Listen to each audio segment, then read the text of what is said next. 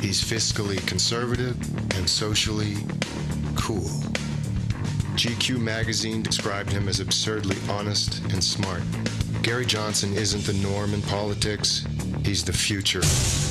You know it, Gary. And he is also running for senator in New Mexico, the Libertarian candidate for the state he governed for 2 very successful terms back in the late 90s and early 2000s. In an exclusive First National interview since filing to run, with us now, the Libertarian candidate for senator from New Mexico, Gary Johnson. We did call his opponents, by the way, the incumbent Democratic Senator Martin Heinrich and his Republican challenger Nick Rich, for interviews. We still haven't heard back from either, but we hope to have each and both on the show. Governor, very good to have you. Thank you.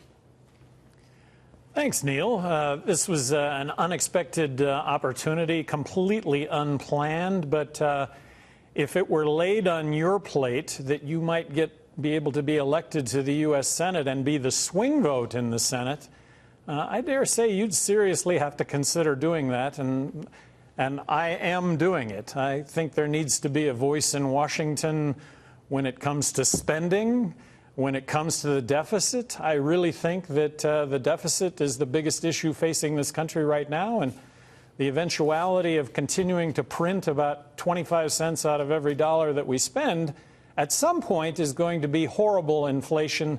And that's going to be the worst tax let's say you of made all. it. I'm sorry, sir, but let's say you made it. Would you vote? You would be a Libertarian. We never had a Libertarian senator before. Would you vote with Republicans? Would you vote with Democrats? Well, I'd like to think I'd take the best of both sides, that I'd be sitting in the middle, and I'd sure be calling Trump out on what he has to say about immigration, what he has to say about spending, what he has to say about free markets and these tariffs. I just think that this is crazy, and that it has led to... If you were senator now, the Brett Kavanaugh Supreme Court nomination is coming up, would you vote for him? Based on what I know, I would vote for him, yes. Okay. Now, another aspect of this is government. You, as a 2-term governor, a very successful one in New Mexico, you vetoed, I think, close to, 900 different bills. You were very big on small government. Let people decide what they want. Obviously, government is out of control, and it's a fault of both parties, as we've discussed many times throughout your career. What would you do to try to rein it in? Because right now, we are looking at trillion-dollar deficits for at least the next few years. We're looking at trillion-dollar deficits, and where is the senator pounding the table saying that this is unacceptable? I am not intending to go to the U.S. Senate and be a wallflower.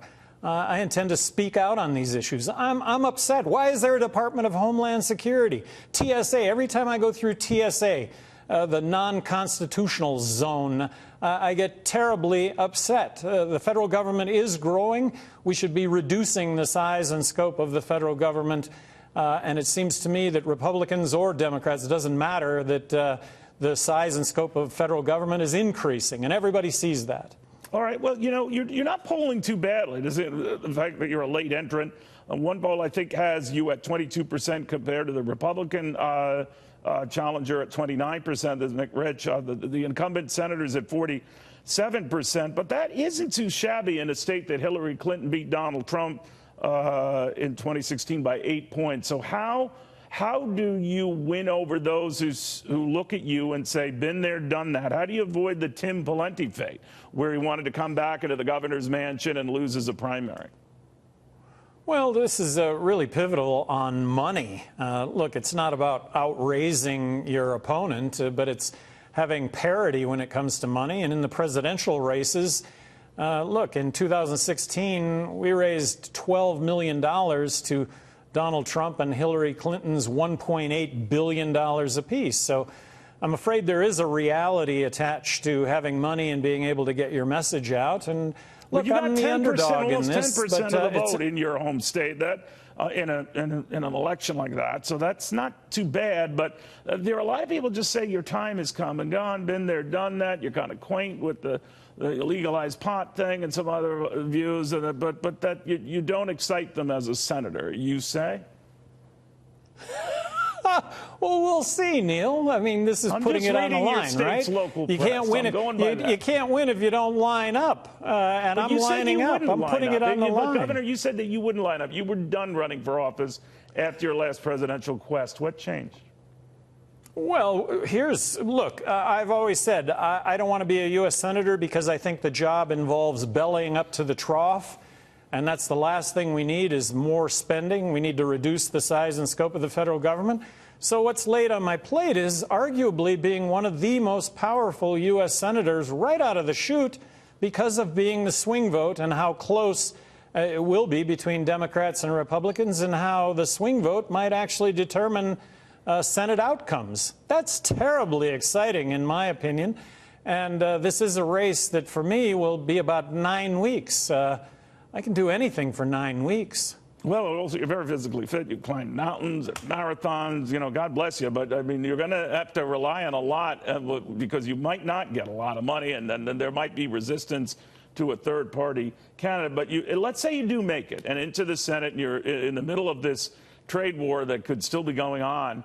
Do you think the president is taking the right approach, getting hardline with China, hardline with, a lot of people? No, I don't. I think free trade is free trade, and that the issues of intellectual property can be handled in different ways. And look, we should be all about free trade. We should all be about free market. The private sector does everything better than the public sector, everything.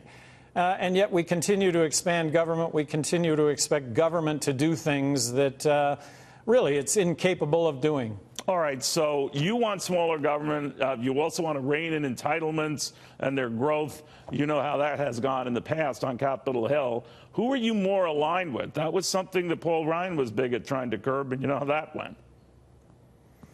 Well, I'd like to think I'm aligned with most people. Let's not forget that the majority of Americans today, 45% of Americans that register to vote, are registering as independent. Where's the representation when it comes to Democrats and Republicans? And I have dedicated myself to the inequality or the fact that we are a party system. Paraphrasing George Washington, he said, look, if our country ever devolves into political parties, we're done for. Well, you have a lot of retirees. And that's what has happened. You have a lot of retirees in your state. How are you going to tell them? What are you going to tell them? I'm going to have to curb the growth of these entitlements for you, or just down the road look at that as a possibility? Well, I've always been well served by telling the truth, and I think that is the truth. Look, we've got to curb the growth in these policies, or we're going to find ourselves in a situation where we're going to continue to overspend, and at some point, inflation is going to come to bear on all of this. All right. And that's going to be the worst tax of all, where the money in your pocket doesn't buy a thing because of how inflated it becomes. We'll watch very closely, Governor. It's always good catching up with you. Thank you, Neil. It was good catching up with you. All right, be well. Unexpected, but thank you. It's always good having you. Well, again, that call is out to the other challengers in this race, including the incumbent Senator Martin Heinroth. If we hear back, of course, they're welcome anytime, anywhere.